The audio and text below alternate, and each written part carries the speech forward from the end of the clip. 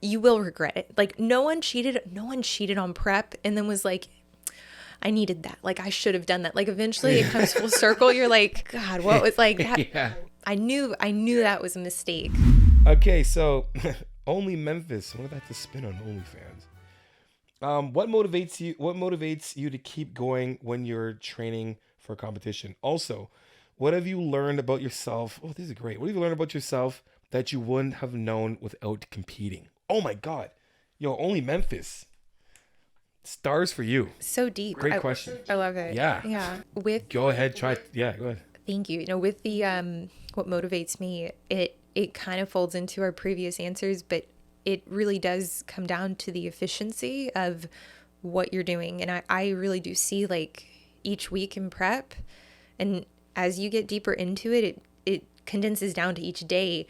You're putting forth effort and you're making sacrifices in so many ways. And if you were to itemize that, like it probably wouldn't make you feel good, like to know like how much you're putting into this that like in reality is like it's a luxury. So when I start to get demotivated, I mean, like I think that's very normal. I think even very positive athletes and very competitive athletes can lose motivation. And I mean, yes, like the discipline that is a given, like you have to have that even when motivation isn't there. But for me, what actually fires me up is knowing that like, okay, well, here are my options. If I'm not motivated, I can cheat, like I can go off plan. I can do something that like is not what I'm supposed to do, like objectively. But if I do that, I'm creating more work for myself. And I'm already really tired. Like I'm so tired and I'm like, I already don't want to do the things I have to do. So like why, like I try to logic my way there back into like maybe not motivation, but like not enabling like behavior that ultimately is it's going to self-sabotage you. It is going to make your life harder. You will regret it. Like no one cheated on prep and then was like, I needed that. Like I should have done that. Like eventually it comes full circle. You're like, God, what was like that? Yeah. I knew that was a mistake. For me, that makes it a little easier whenever I go through those like lows. What about you? What keeps you motivated? When when I was, well, my daughter now, which is super easy. Like that's like a given. When I was actually, so when I had her, I did not have her. Um, well, when she was born in 2018, I was in my second like full year of prep. So I did the Cali, Toronto, and New York, Cali, Toronto, and you know, her was like the easiest one of it. Was like clear. I need to be doing this thing now because I got, I want her to have everything I never had. So like the want and desire for me to want to be a successful pro was even more now because I wanted to provide for her. Before that, it was just like honestly, like I've been really thinking about, like I've been diving into dopamine a lot for like these past like few months. And my big, like it may sound weird, but like my biggest dopamine release is chasing success. Like I prep was like a crazy dopamine release for me, like constant. Like it would be hard for me to go to sleep because not hunger stuff, but I'd be excited to get up for cardio. Like I like cardio because I knew the effects of what cardio was going to do. I knew the effects of my prep, of my nutrition, of the drugs. I knew that it elicited results, and then I was gonna be successful. I had to do what I can do, take care of me, work hard, and I knew that I'd be successful. So for me, it's like motivating, like motivation for me was like chasing success. Like I want to be successful. So that was like before my daughter was born, and that's why eventually like my life was. It's another story on his end, but the reason why I'm here is because I've always like I'm motivated because I want to be successful.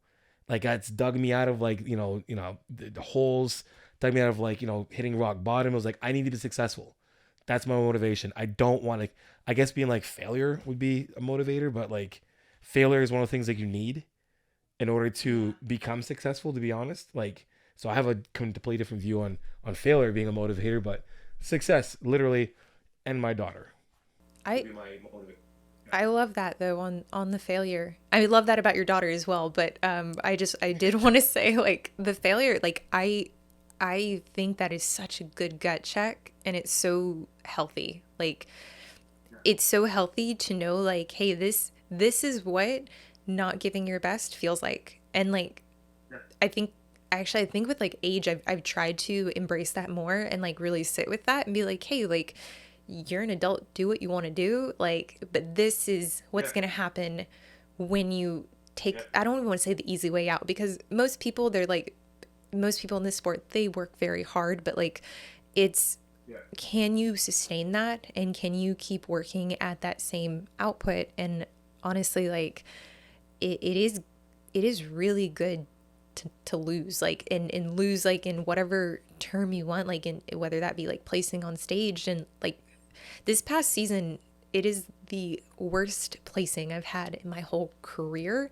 and objectively it's still like people are like, you did amazing. And it's like I can take a step back and be like, yeah, like I did well. There were a lot of wins in the prep, but like those placings, like it's really good to be able to like sit in those moments and be like, hey, like you're going to feel this way or you're going to feel worse if you don't find a solution for this, if you don't work harder. And I think like, you know, with chasing that next milestone, chasing the next challenge that you deem is like still attainable.